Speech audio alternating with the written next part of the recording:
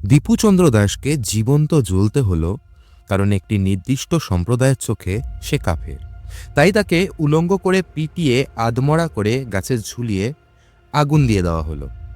তার বিরুদ্ধে অভিযোগ ছিল যে সে একটি নির্দিষ্ট ধর্মের বিরুদ্ধে কটূক্তি করেছে। আমাদের দেশে মুনাভার ফারুকী যখন আমাদের ভগবানকে নিয়ে কটূক্তি করল, আমরা তখন কোর্টে যাই। কোর্ট তাকে শাস্তি দেয়, কারণ এখানে হিন্দুরা মেজরিটিতে আছে, তাই এখানে আইনের শাসন চলে।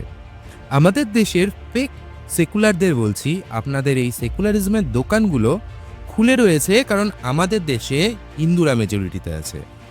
একটা অন্য সম্প্রদায় মেজরিটিতে গেলে কি হতে পারে সেটা বাংলাদেশের দিকে তাকিয়ে দেখে নিন। একের পর এক হিন্দু মেয়েকে তুলে নিয়ে গিয়ে ধর্ষণ করা হচ্ছে, হিন্দু ছেলেদের খুন করা হচ্ছে, কিন্তু তখন আমাদের দেশের বুদ্ধিজীবী, সুশীল সমাজ, বামপন্থীদের মুখে গাজর আটকে যায়। ও না না, গাজর তো আবার গেরুয়া, আপনাদের মুখে তো আবার খেজুর আটকায়।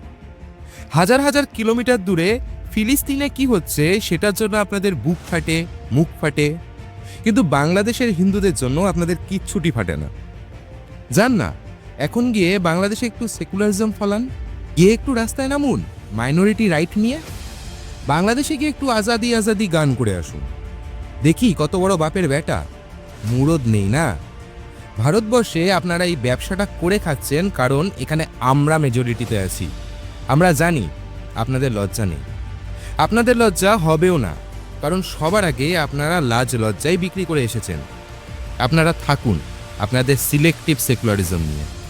আর ভারত সরকারের কাছে অনুরোধ করছি, আপনারা বাংলাদেশের হিন্দুদের জন্য অন্তত কিছু একটা করুন।